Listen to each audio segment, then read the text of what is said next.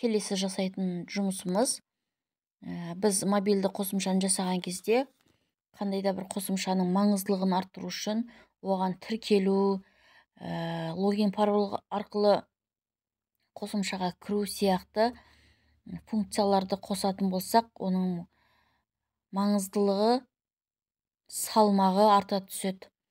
Сол себепті біз қазір авторизация жаңа тіркелу қалай жасалады, соны қарастыратын боламыз. Бірінші дизайнер бөлігінде қажетті компоненттерімізді тиісінше орналастырып аламыз. Көріп тұрғандарыңыздай жұмыс интерфейсінде біз надписті қолдандық, текст қолдандық және password, яғни пароль жазатын терезені қолдандық. Жазған паролімізді қарап көре алу үшін password деген функцияны қолдандық.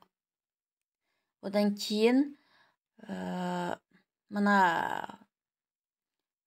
қолданушылар тіркеледі ғой, тіркелгеннен кейін сол базаны жасақтайтын, жинақтайтын ChineDB деген компоненті де қостық. ChineDB деген компонент ол мына экранның астыңғы жағында тұр, ол жұмыс экранның бетінде көрінбейді.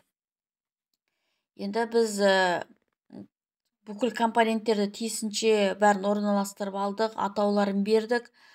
Оның қасиеттер терезесінен әрқайсының қасиетін баптап шықтық. Одан кейін тіркелген кезде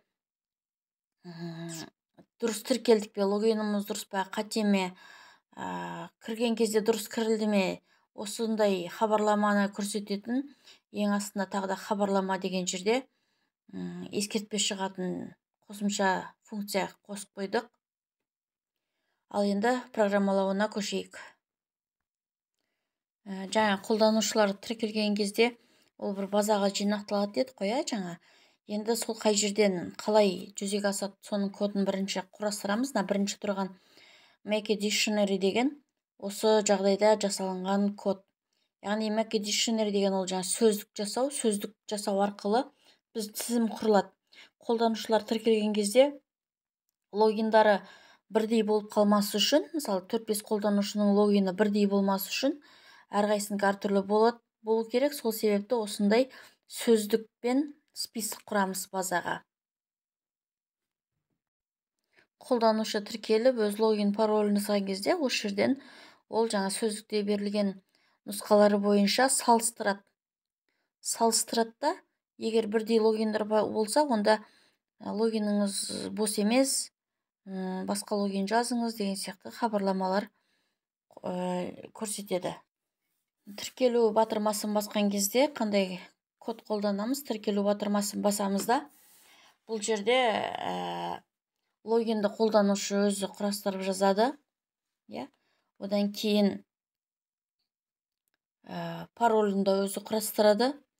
Жаңа бастапқыда берілген код бойынша базадан сөздік тізіміндегі логиндарды бір-бірімен салыстырады базадан.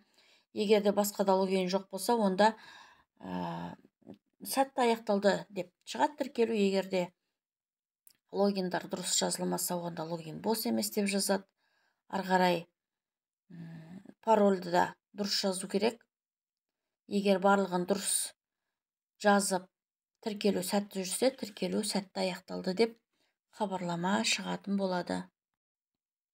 Міне жобамыздың программасының жүйесі осылай құрылды. Сіздер де жасап көріңіздер. Сәттілік тілеймін.